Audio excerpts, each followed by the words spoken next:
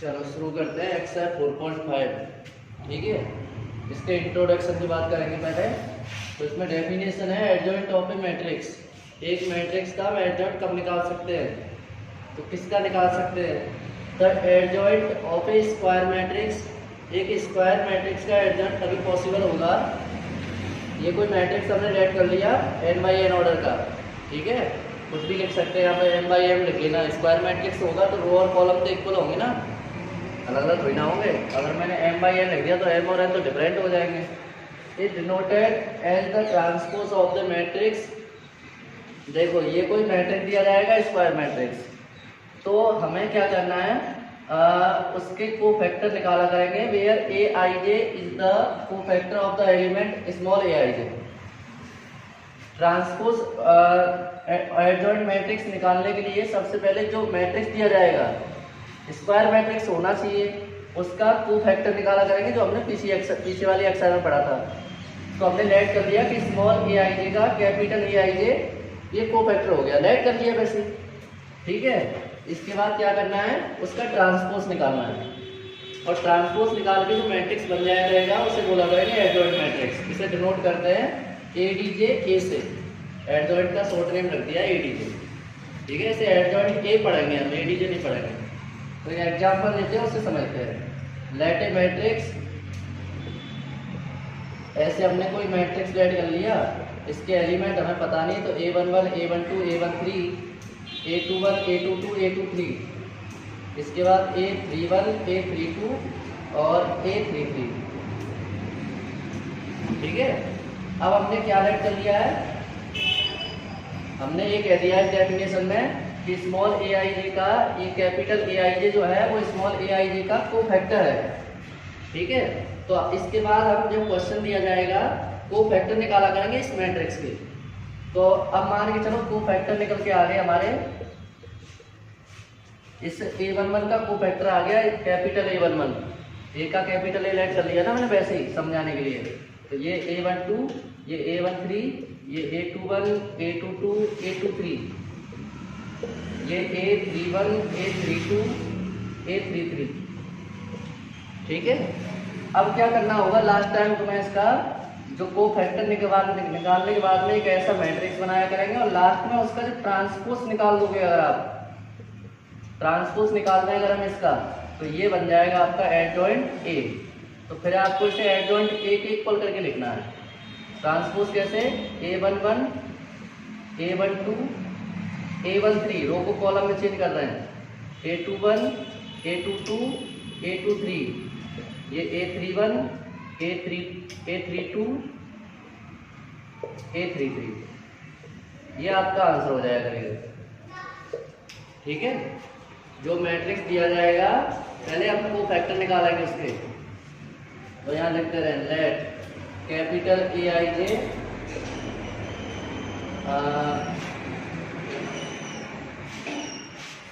Is cofactor of small A I J. Cofactor let कर लिया हमने, ए का कैपिटल ए। कोफैक्टर निकालने के बाद में उसका एक मैट्रिक्स बनाना है, और मैट्रिक्स बनाने के बाद में उसका ट्रांसपोज करना है, तो वो बन जाया करेगा एडजॉइंट पे। जो एडजॉइंट निकालने का एक मेथड हो गया, ठीक है। पहले इतनी जानकारी नोट करो। देखो एक एग्जांपल लेते हैं। एग्जांपल है, ए की वैल्यू ये दे रखी है, मैट्रिक्स कोई स्क्वायर मैट्रिक्स दे रखा है, पेपर में ये कहेगा फाइंड एडजॉइंट ए। एडजॉइंट ए निकालना है हमें, ठीक है। तो सबसे पहले निकालेंगे हम इसके कोफैक्टर। कोफैक्टर निकालेंगे, मिनट नहीं निकालेंगे, ठीक है। डायरेक्ट कोफैक्टर निकालना सीखो। 2 का निकालेंगे, 2 कहाँ पर है, फर्स्ट रो फर्स्ट कॉलम, छोड़ दो 4 बचेगा, और पॉजिटिव ही आएगा, ठीक है। पॉजिटिव नेगेटिव पर ध्यान रखना है, बस डायरेक्ट कोफैक्टर निकालना है होता है। 3 का निकालना है, 3 कहाँ पर है, फर्स्ट रो सेकंड कॉलम, ये गया 1 आएगा, लेकिन 2 और 1 3 माइनस हो जाएगा, ठीक है। ऑड नंबर है तो माइनस से मल्टीप्लाई करते जाना तुरंत। 1 का निकालेंगे, सेकंड रो फर्स्ट कॉलम, ये 3 आ जाएगा बेटा, लेकिन 2 और 1 3, ऑड नंबर आ रहा है तो माइनस से मल्टीप्लाई। अब 4 का निकालेंगे, तो 4 कहाँ पर है, सेकंड रो सेकंड कॉलम, कितना आएगा 2, 2 और 2 4, इवन नंबर है तो प्लस से मल्टीप्लाई, ठीक है। अब इससे क्या करना है, कोफैक्टर से एक मैट्रिक्स बनाया करेंगे, लेट ए मैट्रिक्स। ये मैट्रिक्स बनाएंगे इससे, और वैसे ही अपने मन में वैसे ही बी के इक्वल या सी के इक्वल डी किसी के भी इक्वल करके लिखना चाहते हो तो लिख लेना। ये लेट कर लिया हमने 4 -1 -3 2। यहाँ तक कोई दिक्कत आई? रो में लिखते हैं भाई। ये 4 है, ये 4 किसकी वैल्यू है? फर्स्ट रो फर्स्ट कॉलम की है। ये -1 किसकी वैल्यू है? First row second column. तो फर्स्ट रो सेकंड कॉलम यहाँ पे होता है, यहाँ पे लिखना पड़ेगा आपको। तुम सोचो यहाँ लिखना, नहीं लिख सकते, ठीक है, एड्रेस के हिसाब से लिखना पड़ता है। अब हमने जो निकाला ये मैट्रिक्स जो बनाया, अब लास्ट में क्या करना है बेटा, इसका आपको ट्रांसपोज करना है, ट्रांसपोज ऑफ बी।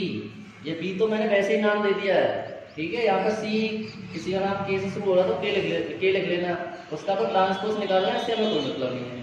अब जो इसका ट्रांसपोज तुम बी का निकालोगे तो वो चेंज हो जाएगा एडजॉइंट ए में, ठीक है। 4 -1 रो में लिख रहा है, कॉलम में लिख देना, और ये माइनस का 3 2, ये आंसर हो जाएगा। ऐसे निकालना, ऐसे 3/3 का आ रहा हो। सबसे पहले कोफैक्टर निकालना नहीं आता तो इससे आगे कोई भी एक्सरसाइज नहीं कर पाओगे, सब में कोफैक्टर चलेगा। एक कोफैक्टर निकालना आना चाहिए, कोफैक्टर से फिर एक मैट्रिक्स बनाते हैं, और मैट्रिक्स का ट्रांसपोज करके जो आंसर आता है उसे एडजॉइंट ए बोलते हैं, ठीक है। तो इसकी एक ट्रिक भी बता दे रहे हैं हम आपको। अगर 2x2 का क्वेश्चन आ जाता है तो उसका आप डायरेक्ट आंसर दे सकते हो।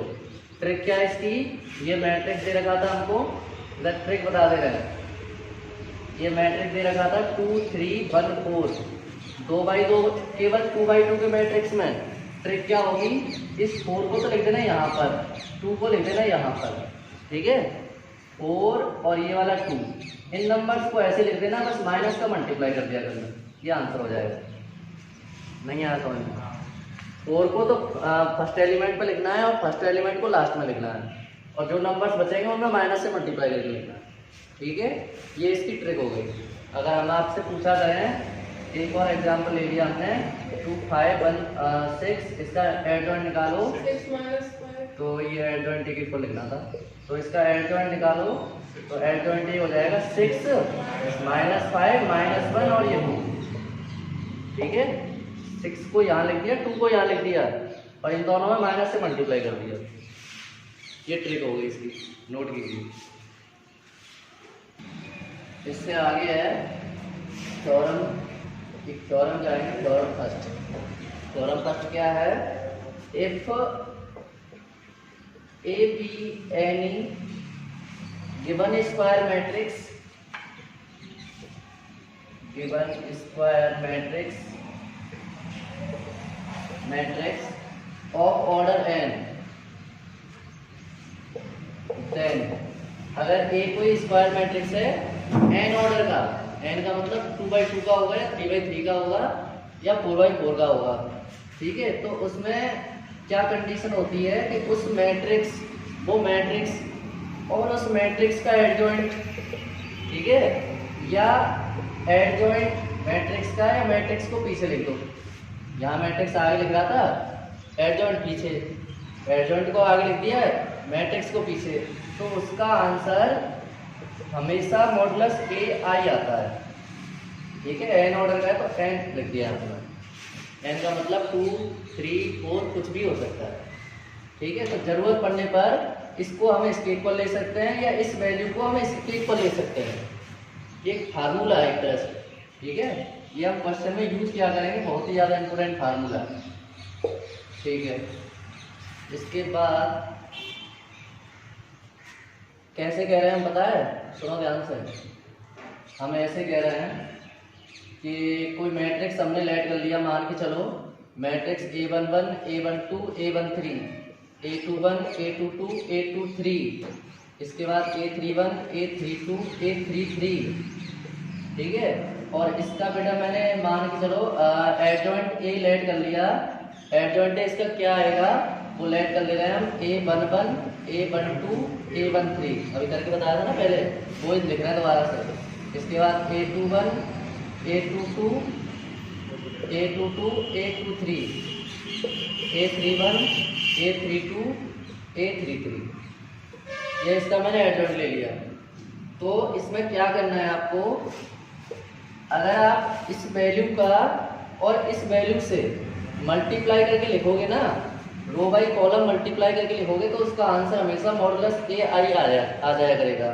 कैसे लिखा करेंगे कि मान के चलो हमें निकालना है ए एडजॉइंट ए, ये निकालना है, तो इसका आंसर मॉडुलस ए आई ये लिखा करोगे।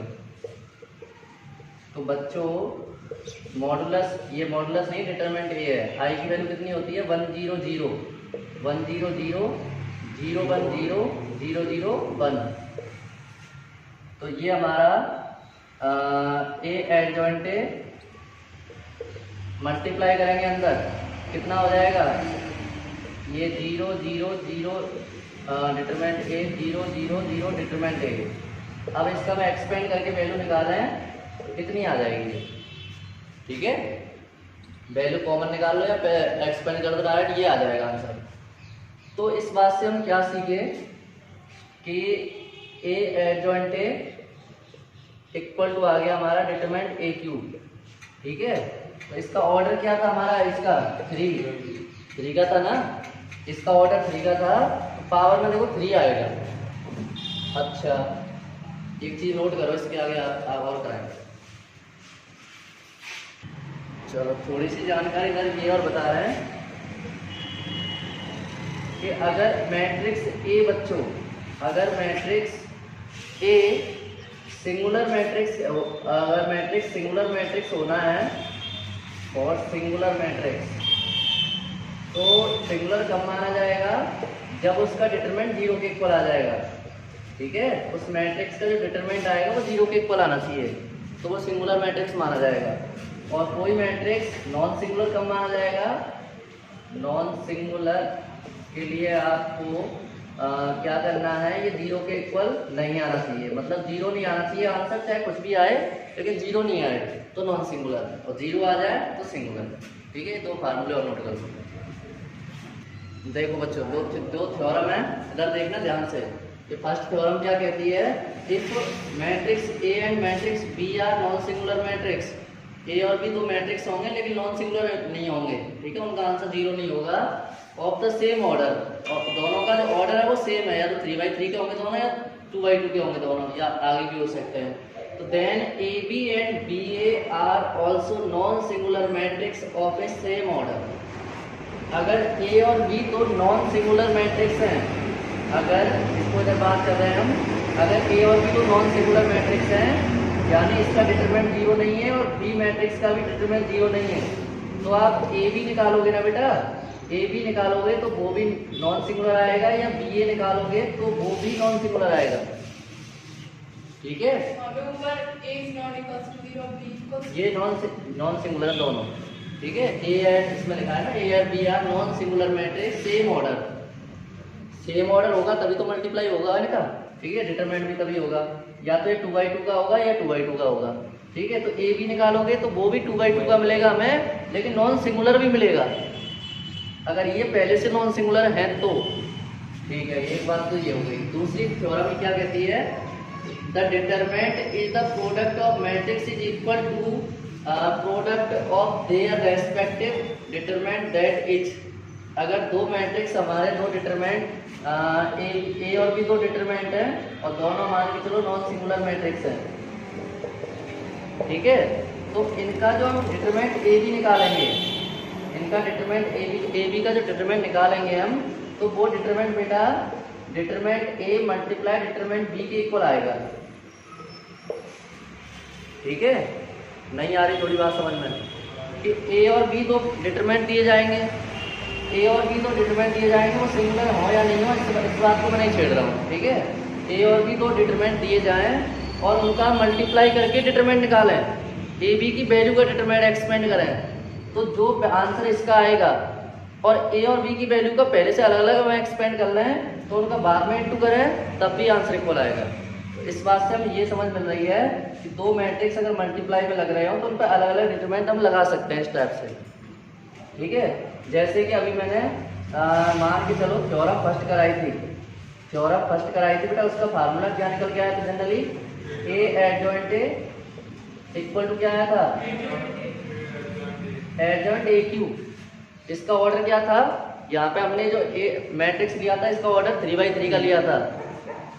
अब मैं इसका दोबारा से एक्सपेंड कर दूं तो ये हो जाएगा ये ऐसे बन जाएगा, डिटरमिनेंट एडजॉइंट ए और इधर तो है ही ए क्यूब, ठीक है।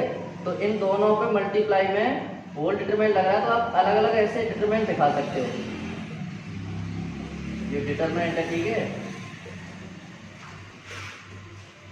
अब इस डिटरमिनेंट से एक पावर कम हो जाएगी, यहाँ लिख देते हैं ऊपर, इस डिटरमिनेंट से एक पावर कम हो जाएगी तो क्या आएगा निकल के, determinant adjoint A equal to आ गया हमारा ए स्क्वायर, ठीक है। एक कट गया ना इससे।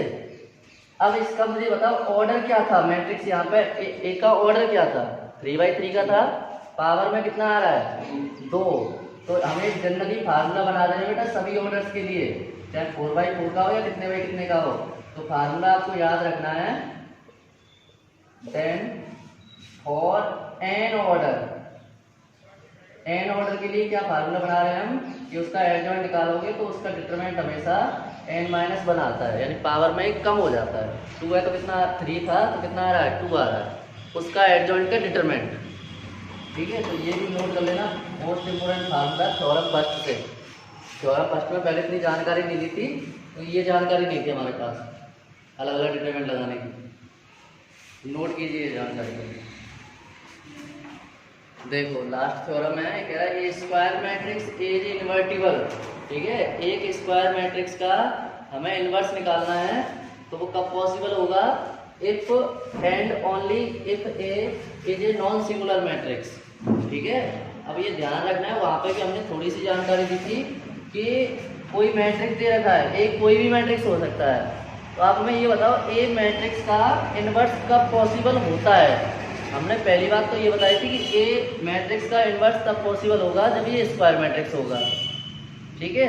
अब दूसरी बात यहाँ ये भी बता रहे हैं कि वो नॉन सिंगुलर भी होना चाहिए, मतलब उसका डिटरमिनेंट निकाला है तो वो 0 नहीं आना चाहिए, ये होता है नॉन सिंगुलर का मतलब, ठीक है।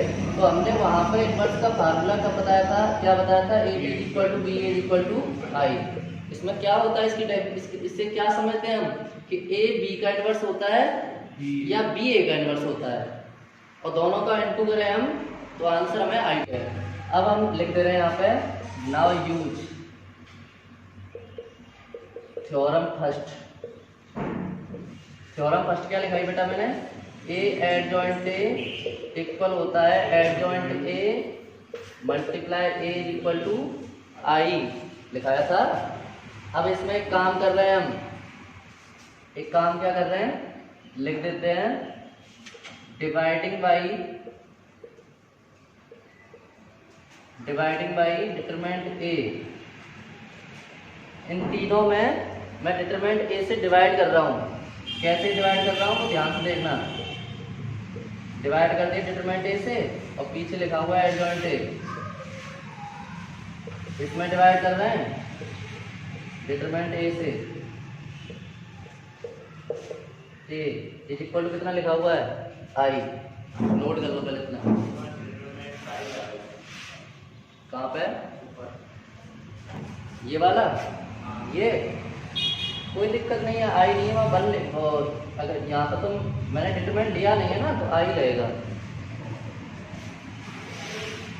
अगर डिटरमिनेंट ले लोगे तो उसका आंसर फिर बन जाएगा। देखो अब इससे आगे क्या कर रहे हैं, डिवाइडिंग बाई डिटरमिनेंट ए से डिवाइड कर रहे हैं बेटा, और ध्यान से देखना इसको, मैं क्या कर रहा हूँ अभी बताऊंगा। हालांकि मैं डायरेक्ट फार्मूला लिखा सकता था, लेकिन प्रूफ करा दे रहे हैं हम लोग। एडजॉइंट ए और ये वाला ए, ठीक है, इधर डिवाइड कर दिया हमने डिटरमिनेंट ए से, तीनों में डिवाइड कर दिया, डिटरमिनेंट ए से हमने डिवाइड कर दिया, इधर ये कट जाएगा आपका, तो ये बचता है आपका 1 डिटरमिनेंट ए एडजॉइंट ए, और ये बन के अपॉन में लिख दिया अलग से एडजॉइंट ए, और इक्वल क्या बचा हमारा आई। अब हम क्या कर रहे हैं, बस एक फार्मूले से उसकी कंपेयरिंग कर देते हैं, जो इनवर्स का हम पहले पढ़ चुके हैं। क्या पढ़ चुके हैं फार्मूला, ये वाला, A B is equal to होता है बी ए इक्वल टू होता है आई। तो इससे हम कंपेयरिंग करेंगे, तो मैं ज़्यादा नीचे पहुंच गया हूँ, A B equal to B A equal to I. इसमें आपको ये याद रखना है कि बी यहाँ पर या ए यहाँ पर बी का इनवर्स होता है या बी ए का इनवर्स होता है। तो इससे हम कंपेयरिंग करें तो एक ये तो हो गया, तो ये बी के इक्वल क्या माना जाएगा, बी के इक्वल माना जाएगा 1 डिटरमिनेंट ए और पीछे लिखना है एडजॉइंट ए। अब बी क्या होता है, B is the inverse of A, यानी बी होता है ए का इनवर्स, बी ए का इनवर्स होता है। तो ये 1 डिटरमिनेंट ए और पीछे लिख देना एडजॉइंट। ये आपका फार्मूला निकल के आ गया, यहाँ से कंपेयरिंग कर लो या यहाँ से कंपेयरिंग कर लो। तो इनवर्स निकालने का पहले हमने रो एलिमेंट्री से पढ़ा था, ये इनवर्स निकालने का ये फार्मूला आ गया, इससे पढ़ेंगे आप। ठीक है, थोड़ा सा रिवाइज करा देते हैं। ये थ्योरम होती है फर्स्ट वाली, ठीक है, ये लिखाई हमने। इसमें हमने क्या किया, डिटरमिनेंट से इसे डिवाइड कर दिया, तो इधर से डिटरमिनेंट, ये क्यों डिवाइड क्यों किया, ये हटाना था मुझको, ये क्यों हटाना था मुझको, इससे कंपेयरिंग करनी थी। इसमें इधर आई होता है, तो आई होता है, तो ये डिटरमिनेंट ए है, तो इसमें डिटरमिनेंट ए से डिवाइड कर दिया, ये हट गया, इस फार्मूले से कंपेयरिंग कर दी। और इस फार्मूले में आपको जानकारी होनी चाहिए कि यहाँ पे हमने पहले बताया था कि ये A inverse equal to B होता है या B inverse equal to A होता है। यहाँ की बात करें तो ये वाला जो बी किसके इक्वल होता है, बी ए का इनवर्स होता है। यहाँ की बात करें तो ए बी का इनवर्स होता है। ठीक है, तो हमने कंपेयरिंग करके बी की वैल्यू निकाली और बी क्या होता है, बी ए का इनवर्स होता है, तो हमने इसे ऐसे लिख दिया। नोट करो, इसके बाद एक एग्जाम्पल करेंगे। देखिए ये क्वेश्चन है, कोई मैट्रिक्स दे रखा है, हमने लैंड कर लिया और इसका ए इनवर्स निकालना है हमें। तो बेटा हमने ए इनवर्स का भी फार्मूला क्या पढ़ाया था, ठीक है। तो ये फार्मूले में क्या क्या होता है, एक तो एडजॉइंट होता है, एक इसका डिटरमिनेंट होता है। तो पहले तो हमें इसका डिटरमिनेंट चाहिए और इसके बाद इसका एडजॉइंट चाहिए, दोनों वैल्यू निकाल के फार्मूले में पुट करना है। अब एक चीज, सबसे बड़ी चीज जो दिमाग में टेंशन रहती है उसको क्लियर कर देते हैं। अगर एग्जाम में ये आता है कि using row elementary find A inverse, तो आपको रो एलिमेंट्री से करना है, इस फार्मूले से कर दिया तो गलत माना जाएगा। अगर ऐसे कहता है तो आपकी इच्छा है, जैसे चाहे वैसे कर सकते हैं। तो सबसे पहले हम निकालेंगे इसके कोफैक्टर ट्रिक से निकाल दें, डायरेक्ट निकाल दें, डायरेक्ट चलो निकाल के बता रहे हैं। ये C11 3 आएगा, ठीक है, और C12 -4, C21 -2 है, लेकिन माइनस से मल्टीप्लाई करेंगे प्लस का हो जाएगा। C22 कितना आ गया 2। तो लेट ए मैट्रिक्स, इधर सुनो ध्यान से बच्चों, एक मैट्रिक्स हमने लेट कर लिया बी के इक्वल टू 3 - 4 2 2 वो फैक्टर से एक। अब इसका क्या करना है मुझे, ट्रांसपोज निकाले हैं, तो वो क्या बन जाएगा बेटा, एडजॉइंट ए। तो रो को कॉलम में चेंज कर दो, 3 - 4 2 2, ठीक है। अब चाहिए मुझे इसका डिटरमिनेंट, जो मुझे मैट्रिक्स दे रखा था, इसका मैं अगर डिटरमिनेंट निकालूंगा तो बेटा वो कितना आ जाएगा, 3 दूनी 6 - 4 दूनी 8, कितना आ गया 14।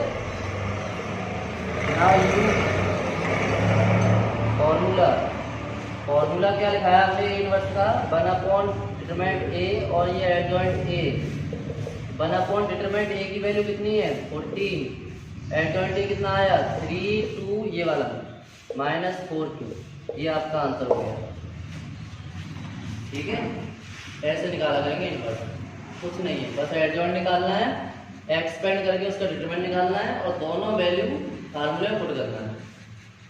ठीक है, नोट करो, अगर 2/2 का आया तो 2 नंबर में आएगा, अगर 3/3 का आया 6 नंबर में आएगा।